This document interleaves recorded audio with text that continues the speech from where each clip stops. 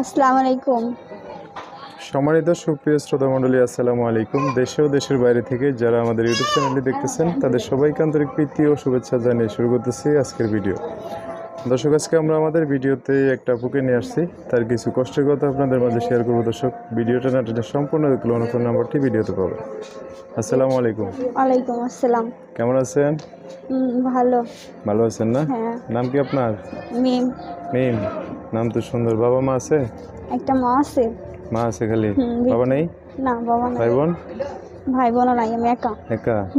আচ্ছা, কোন জায়গায় থাকেন মাকে নিয়ে? রাজশাহী। রাজশাহী কি গ্রামের বাড়ি? হ্যাঁ। থাকেন কোন জায়গায়? ঢাকাতে থাকি। ঢাকায় থাকেন। পড়াশোনা? পড়াশোনা 7 পর্যন্ত লেখাপড়া করছি। ক্লাস 7 পর্যন্ত? হ্যাঁ। তারপর বন্ধ? হ্যাঁ। কেন বন্ধ কেন? বৃদ্ধ মানুষ মা নিয়ে তো চলতেই পারি না। ও, মানে বাবা নাই এই জন্য মানে সংসারে তো সচ্ছলভাবে চলতে পারেন না আর কি। না, কি কাজ করেন এখন? এখন বাসার বাড়িতে কাজ করি। বাসায়? আগে হ্যাঁ, গার্মেন্টসে চাকরি করতাম। এখানে যে বাংলাদেশের যে পরিস্থিতি, তো এখানে বেতন তো বেতন আটকে দেয় না হ্যাঁ, ঠিক মতো না? বেতন দেয় না ঠিক মতো। এই জন্য এখন বাসায় কাজ করেন। হ্যাঁ। বাসায় কাজ করলে যাই হোক, মানে খাওয়ান দাওয়ানটা ঠিক মতো করা যায় আর কি, হ্যাঁ। চলা যায়। আচ্ছা, প্রতিবেদন আসছেন কি জন্য?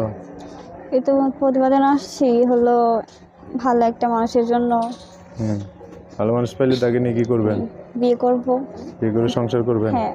আচ্ছা, এই যে প্রতিবেদনে আসছেন, আপনার মা কি জানে? হ্যাঁ। জানে আসছেন না? মানে এখন নিরুপায়, আর কিছু করার নাই। হ্যাঁ। টাকা পয়সাও নাই জমা? না। গ্রামে ঘর বাড়ি আছে? না, ঘরবাড়ি নাই। জমি আছে? হ্যাঁ, আছে। তো ঘর করেন না কেন? টাকা লাগবে না ঘর দিতে? টাকা তো নাই, চলতেই পারি না বৃদ্ধ মানুষ মারিনি। মানে সব সমস্যা হলো টাকার সমস্যা। হ্যাঁ। আচ্ছা, এখন যদি কেউ টাকা পয়সা ছাড়া বিয়ে শাদী করে নিয়ে গিয়ে সংসার করতে চায় তো করবেন আর কি? হ্যাঁ, করব। আচ্ছা আচ্ছা, তো যোগাযোগ ব্যবস্থা কি? ফোন নাম্বার আছে। বলতে পারবেন নাম্বার? না, বলতে পারবো না। কেন পারবেন না? ক্লাস 7 পর্যন্ত পড়ছেন না? মুখস্থ নাই। মুখস্থ নাই তো দেখে বলেন। এই যে আমার মোবাইলে তোলা আছে, দেখে বলেন। বলেন, দেখে বলেন। বলেন, এখান থেকে দেখে বলেন। 016 016 0 0 88 88 38 38 26 26 8। 8। আচ্ছা, দর্শক, নাম্বারটা আমি আরেকবার বলে দিচ্ছি, অবশ্যই স্ক্রিনেও সুন্দর করে লিখে দেবো। নাম্বার হচ্ছে 016 088 38 268। এটাই হচ্ছে ওনার নাম্বার। নাম্বারটা সুন্দর করে আমি স্ক্রিনেও লিখে দেবো, সেখান থেকেই নিয়ে ওনার সাথে কথা বলে বিস্তারিত সব জানতে পারবো। আচ্ছা মিম, তো আর কি বলবেন? না, আর কিছু বলার নাই, শুধু চাই যে একটা ভালো মনের মানুষ হোক, জানে আমার পাশে থাকুক। আপনার পাশে থাকে, পাশে থেকে সারা জীবন সংসার করে, এটাই চান না? যেন ফালায় না যায় কখনো।